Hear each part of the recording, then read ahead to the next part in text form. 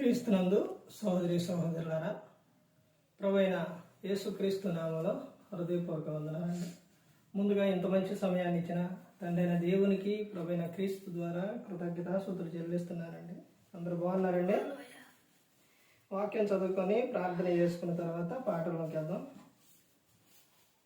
Mark గారు రాసిన సువార్త 3వ అధ్యాయం. మార్క్ గారు రాసిన సువార్త 3వ అధ్యాయం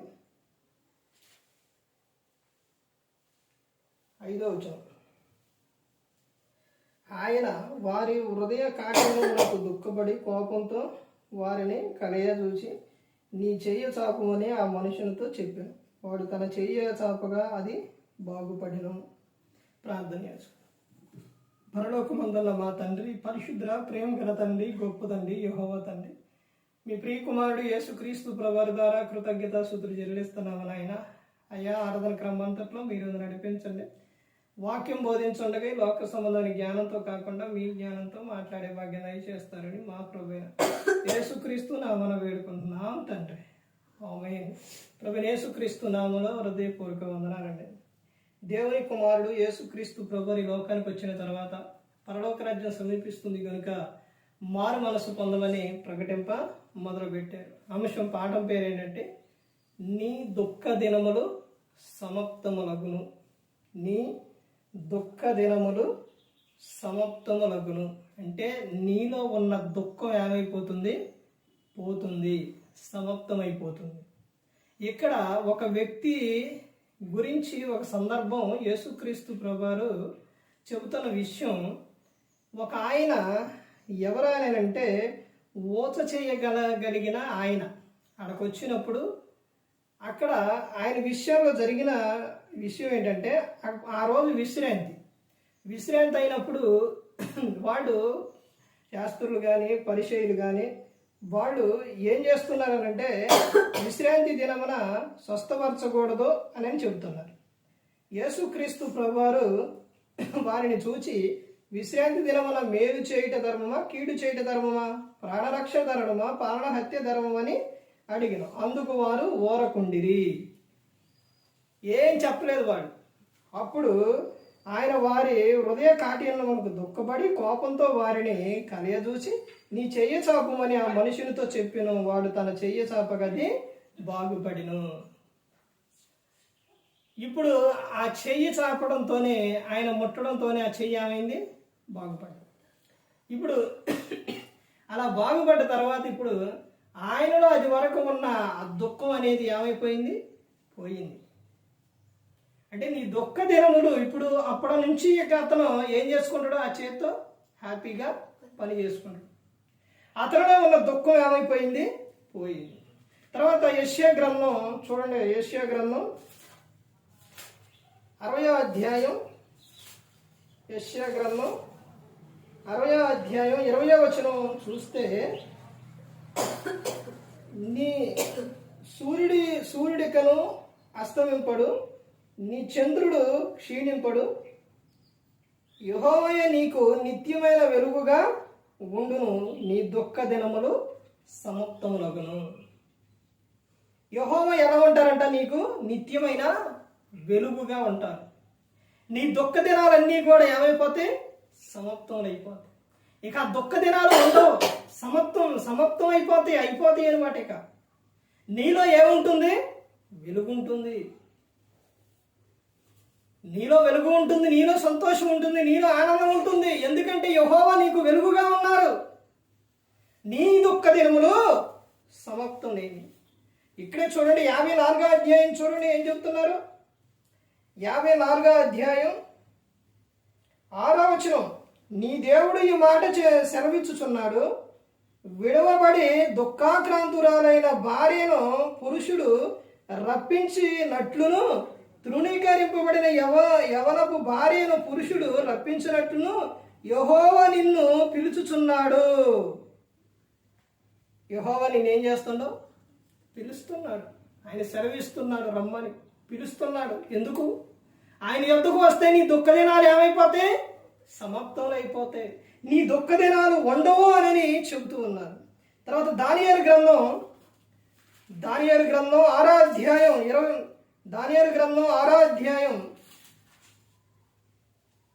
20వ వచనం చూస్తే ఏం చెప్తున్నారంటే, అతడు గుహ దగ్గరకు రాగానే దుఃఖ స్వరంతో దానియేలును పిలిచి, జీవగల దేవుని సేవకుడైన దానియేలు, నిత్యం నీవు సేవించుచున్న నీ దేవుడు నిన్ను రక్షింపగలిగినా అని అతనిని అడిగాను. అందుకు దానియేలు, రాజు చిరకాలం జీవించునుగాక, నేను నా దేవుని దృష్టికి నిర్దోషినిగా కనబడితే గనుక ఆయన తన దూతను అర్పించి సింహములు నాకు ఏ హాని చేయకుండా వాటి నోట మూయించెను. రాజా, నీ దృష్టికి నేను నేరం చేసిన వాడను కాను కదా అనేను. చూశారండి, దానియేలుని ఎక్కడ వేశారు? సింహాల గుహలో వేశారు. సింహాలు నోరు కూడా తెలవాల, ఏమనలా. ఇప్పుడు రాజు వచ్చి అడుగుతున్నాడు, ఏమని ఉన్నవా అని అంటే, రాజా నువ్వు చిరకాలం జీవించునుగాక, నా దేవుని దృష్టికి నేను నిర్దోషిగా కనబడ్డాను కనుక దేవుడు నన్ను కాపాడారు అని దానియేలు చెబుతూ ఉన్నా. నేను సేవించుచున్న దేవుడు నన్ను రక్షించుండు. నువ్వు సేవిస్తున్న దేవుడు నిన్ను రక్షిస్తారు, నిన్ను విడువరు, నిన్ను ఎడబాయరు. అర్థమవుతుందండి? నీ దుఃఖ దినాలన్నీ కూడా ఏమైపోతాయి? సమాప్తములు అయిపోతాయి. తర్వాత ఇక్కడే చూడండి, యోవేలు గ్రంథంలో ఏమని చెప్తున్నారు? యోవేలు 2వ అధ్యాయం 12వ వచనం నుంచి చూస్తే, ఇప్పుడైనా మీరు ఉపవాసం ఉండి కన్నీరు విడుచుచు దుఃఖించుచు మనపూర్వకంగా తిరిగి నా యొద్దకు రండి. ఇదే యెహోవా వాక్కు, ఇదే యెహోవా వాక్కు. అప్పుడు మీ దుఃఖ దినాలు ఏమైపోతాయి? సమాప్తం అయిపోతాయి. ఉపవాసం ఉండి రాండి నా యొద్దకు అని చెబుతున్నారు. వారానికి ఒకరోజు, నెలకు ఒకసారి అని ఏముండాలి? ఉపవాసం ఉండాలి. ఉపవాస ప్రార్థనలో శక్తి ఉంది. తర్వాత లూకా సువార్త 2వ అధ్యాయం 48వ వచనం చూడండి, ఏమని చెబుతున్నారు? ఆయన తల్లిదండ్రులు ఆయన చూసి మిక్కిలి ఆశ్చర్యపడి, ఆయన తల్లి, కుమారుడ మమ్మును ఎందుకు ఇలాగ చేసితివి? ఇదిగో నీ తండ్రి నేను దుఃఖపడుచు నిన్ను వెతుకుచుంటూ అని ఆయనతో చెప్పగా, ఆయన మీరేలా నన్ను వెతుకుచుంటిరి, నేను నా తండ్రి పనుల మీద ఉండవలని మీరు ఎరుగురని వారితో చెప్పాను. యేసుక్రీస్తు ప్రభువారు చెప్తున్న విషయం.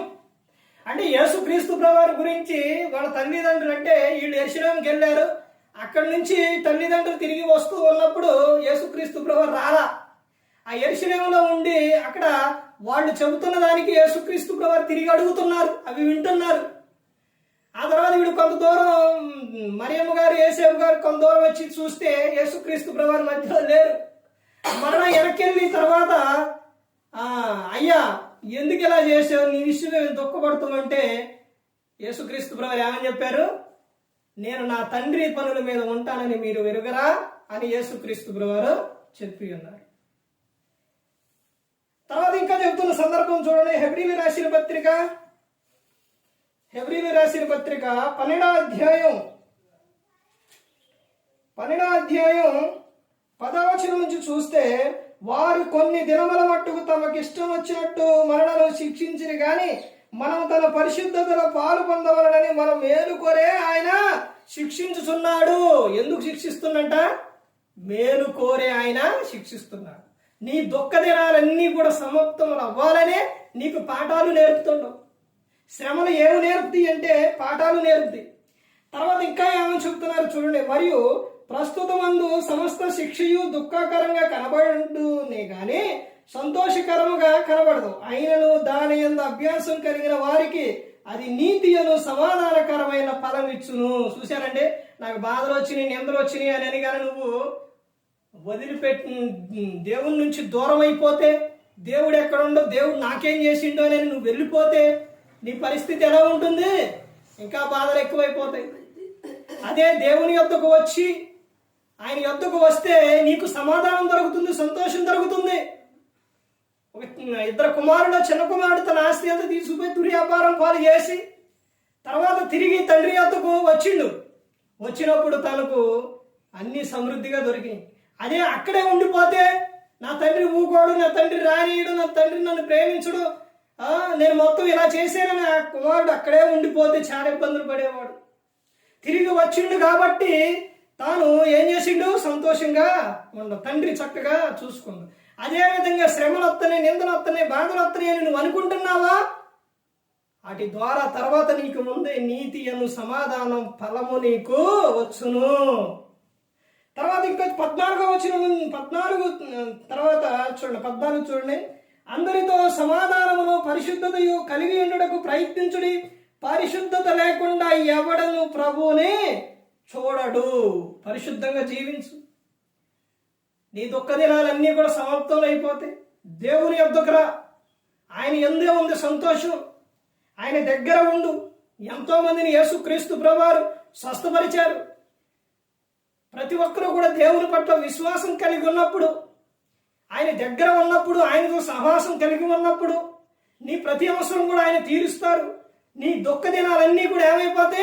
సమాప్తం అయిపోతాయి. ఇప్పుడు ఏడుస్తున్నావేమో, తర్వాత నువ్వు సంతోషిస్తూ, ఇప్పుడు బాధపడుతున్నావు, తర్వాత ఆనందిస్తూ నువ్వు. దేవుడు నీ నుండి కోరుకునేది ఏంటంటే నువ్వు ఆనందంగా సంతోషంగా ఉండాలి. అది ప్రతి ఒక్కరూ కూడా గమనించుకోవాలి. ఏ ఒక్కరూ కూడా నశించి నరకానికి వెళ్ళిపోకూడదని యేసుక్రీస్తు ప్రభువారు ఈ లోకానికి వచ్చి మనందరి కోసం సిలువలో తన ప్రాణాన్ని పెట్టి ఉన్నారు. మరి ఈ విధంగా నిలబెట్టి మాట్లాడించిన తండ్రి దేవునికి కృతజ్ఞతాస్తుతులు చెల్లిస్తూ, ఇంతవరకు శ్రద్ధగా ఉన్న మీకు ప్రభు పేరున హృదయపూర్వక వందనాలు చెల్లిస్తూ ఈ మాటలు ముగిస్తున్న అందరికీ వందనాలు.